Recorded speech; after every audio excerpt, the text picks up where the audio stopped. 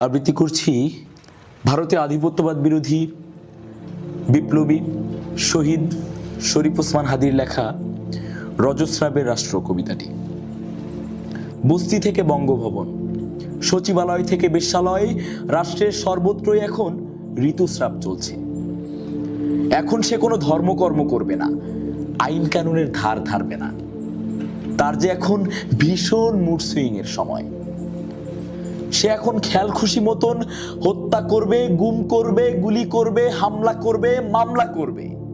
তবু ঋতুস্রাবের সময় তাকে স্বৈরাচার বলা যাবে না।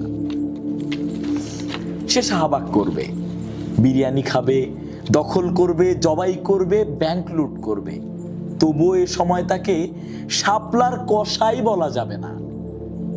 সে পদ্মা সেতু করবে, স্যাটেলাইট করবে, কুইক রেন্টাল করবে, এসব হরিলুটের ওরস বসাবে।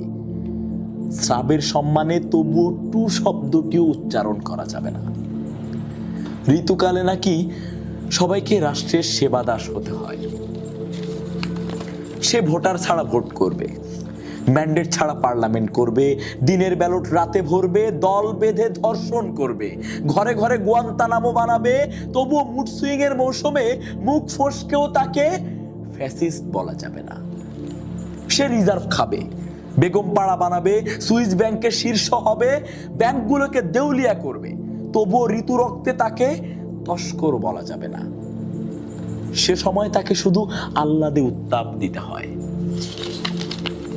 সে সিন্ডিকেট করবে, করের উপর কর বসাবে, বাজারে আগুন লাগাবে, ডাকাতির তোড়ে দুর্ভিক্ষ আনবে, জনজীবনকে বানাবে হাবিয়া দোজখ। ঋতুবর্তী রাষ্ট্রের সাথে তবুও অসভ্যতা করা যাবে না। জনতাকে সে কৃতদাস বানাবে, ডাকাতকে কোতোয়াল বানাবে, পুলিশকে নাৎসি বানাবে, র্যাবকে বানাবে রক্ষী বাহিনী, সীতালক্ষাকে বানাবে লাশের ভাগাড়। তবুও তাকে দস্যু ডায়ার বলা যাবে না। সংবিধানকে সে ঠোঙা বানাবে, সংসদকে বানাবে ভাড়দের খোয়াড়, আদালতকে দলনের আখড়া বানাবে, আমলাতন্ত্রকে গোলামির গোয়াল বানাবে। তবুও ভুলেও তাকে লেন্দুপ দর্জি বলা যাবে না। তার যে এখন পিরিয়ডকালীন ইনডেমনিটি চলছে। ক্ষমতার খায়েশে সে স্বাধীনতা বন্ধক রাখবে, সার্বভৌমত্ব বেঁচে খাবে, নমরুদের স্বার্থে নদী খুন করবে, ট্রানজিটের নামে করিডোর দেবে, প্রতিবাদী আত্মাকে বানাবে আবরার। তবুও তাকে মির্জাফর বলা যাবে না। এখন যে তার রাজকীয় রজস্রাব চলছে,